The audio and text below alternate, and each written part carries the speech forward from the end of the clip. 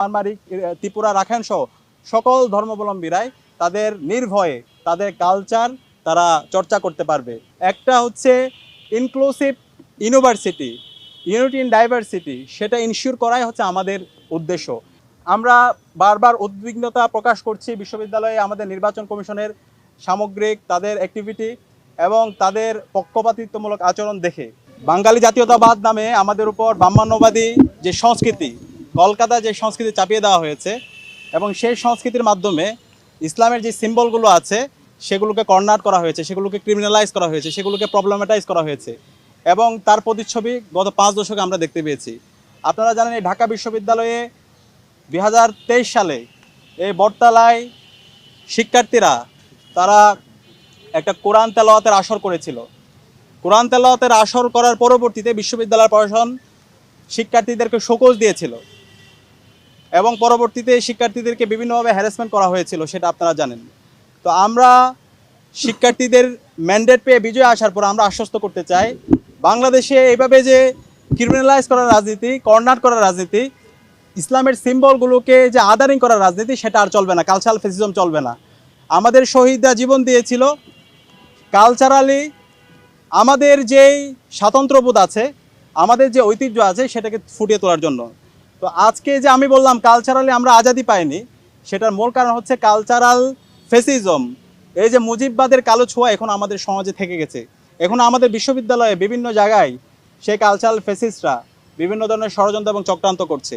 তো সেই জায়গা থেকে আমরা শিক্ষার্থীদের ম্যান্ডেট পেয়ে বিজয় আসার পরে আমরা এই কালচারাল ফেসিবাদের কবর রচনা করব এবং জুলাইয়ের শহীদদের যে আকাঙ্ক্ষা, সে আকাঙ্ক্ষাকে আমরা বাস্তবায়ন করব। আমরা যদি আমাদের নতুন কালচার বিনির্মাণ করতে চাই এবং বাংলাদেশের যে সমৃদ্ধ কালচার সেটাকে যদি আমরা নিয়ে আসতে চাই, অবশ্যই আমাদের জুলাইয়ের যে শহীদদের আকাঙ্ক্ষা, জুলাইয়ের যে শহীদ তাদের স্মৃতিগুলো আমাদেরকে নিয়ে আসতে হবে। এবং গত 1 বছর জুড়ে আমরা সেই কাজগুলো করার চেষ্টা করেছি। আমরা শহীদ পরিবারের কাছে গিয়েছি, আহতদের কাছে গিয়েছি, তাদের স্মৃতিগুলো শোনার চেষ্টা করেছি। বিগত সময়ে যারা ভিকটিম হয়েছিল তাদের ঘটনাগুলো আমরা নিয়ে আসার চেষ্টা করেছি। আমরা এমন একটি কালচার এখানে এস্টাবলিশ করতে চাই যেখানে মুসলমান যারা আছে তাদের কালচার সে নির্বিঘ্নে সে করতে পারবে, উৎসব পালন করতে পারবে। আমার যে হিন্দু আছে, আমার যে চাকমা, মারমারি, ত্রিপুরা রাখাইন সহ সকল ধর্মাবলম্বীরাই তাদের নির্ভয়ে তাদের কালচার তারা চর্চা করতে পারবে এবং সেই ধরনের একটা কালচারাল সেন্টারের হাব হয়ে উঠবে ঢাকা বিশ্ববিদ্যালয়। এখানে কোনো পরিচয়ের কারণে কাউকে আদারিং করা হবে না, কাউকে ক্রিমিনালাইজ করা হবে না, কাউকে কর্নার করা হবে না। তো এই যে বৈচিত্র্যের মধ্যে ঐক্য, এই কথাগুলো আমরা বারবার বলছি।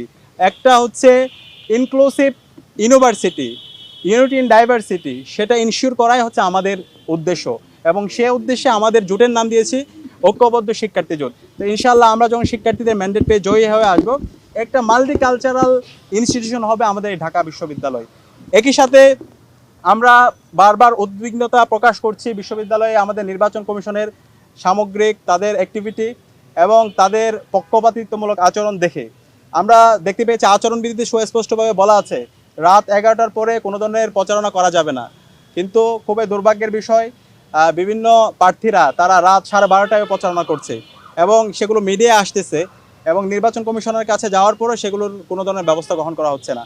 আমরা সবাইকে অনুরোধ করব নির্বাচনী যে আচরণ বিধি দেওয়া আছে সে অনুযায়ী সবাই যেন আমরা দায়িত্বশীল আচরণ করি। এবং এর পাশাপাশি আজকে আমরা কলা ভবনের সামনে দাঁড়িয়ে আছি। এটা বাংলাদেশের একদম আমাদের ঢাকা ইউনিভার্সিটির প্রতিষ্ঠাকালীন ফ্যাকাল্টি। তো এই কলা ভবনে আমরা যদি যাই, শিক্ষার্থীদের সাথে আমরা কথা বলছিলাম, এখানে যে ক্লাসরুমগুলো আছে ক্লাসরুমগুলো খুবই হচ্ছে কনজাস্টেড অবস্থায় আছে এবং ক্লাসরুমের যে পর্যাপ্ত ফেসিলিটি এবং এখান থেকে যে সাউন্ড হয়, সাউন্ডের যে পলিউশন এবং এখানে হচ্ছে যে কমন রুম আছে, কমন রুমটা পর্যাপ্ত না এবং কমন রুমের যে স্টাফ আছে, আমাদের একটা প্রস্তাবনা আছে কমন রুমের স্টাফ হইতে হবে অবশ্যই হচ্ছে ফিমেল, কিন্তু এখানে এবং তাদের একই সাথে ট্রেন করতে হবে, কিন্তু আমরা সেটা দেখতে পাইনি।